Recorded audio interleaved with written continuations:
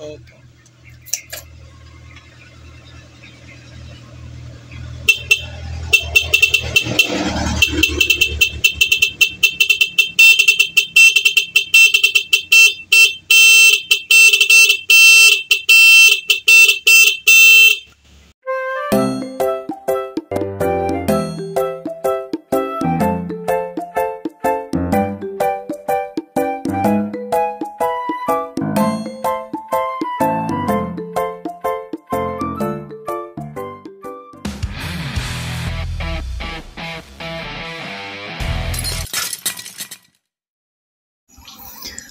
Magandang araw mga tropa. So nandito tayo ngayon sa ating panibagong video.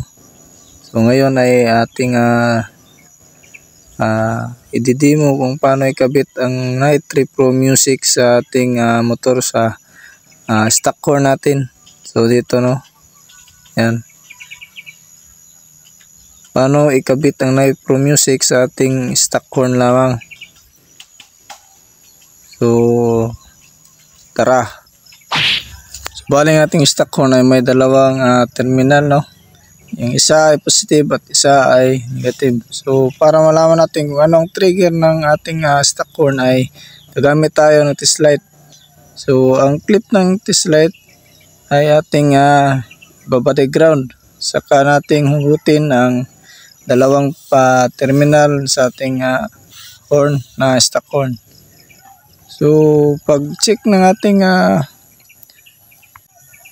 busina kung ano ang trigger ay ating i-on ang susi no. So ayan.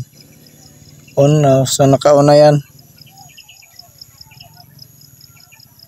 So kapag ang isang pin dito ay umilaw na naka-on ang susi, ibig sabihin ito ay negative trigger. So naka-break ground tayo no.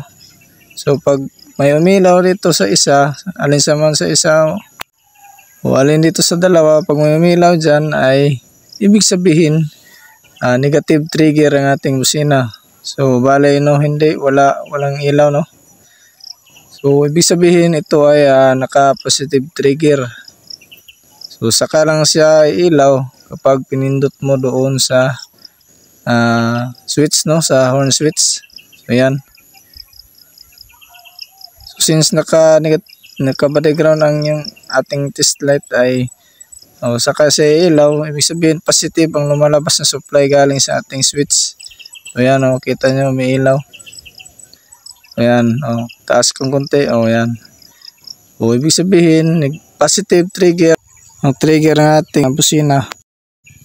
So sa pag-install ng Nitro Music nyo ay tingnan natin ang wiring diagram na nasa likod no. So iba-iba yung wiring diagram dito no. Yung kulay ng bawat wire. So base sa diagram, ang puti ay positive at ang itim ay negative. At ang green at ang blue na wire ay output na positive galing sa Nitro Pro Music. So bale naka-positive trigger tayo no. So ibig sabihin ang puti, ang white na wire ay lalagay natin sa trigger ng ating busina. So bale wiring muna natin. So bale ito na no. So ang puti at ang itim ay positive at negative. So ang puti ay ilagay natin sa trigger nating busina since naka positive trigger tayo no.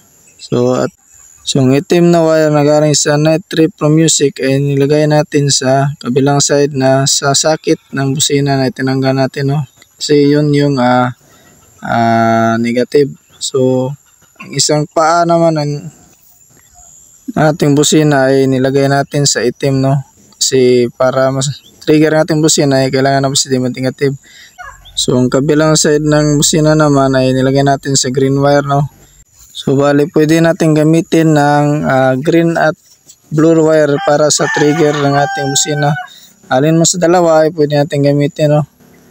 So bali ganito lang ang pagkabit ng Nitro Pro Music no sa ating stock horn. So simple lang no. So tara testing natin. So bali ito ay 12 songs no.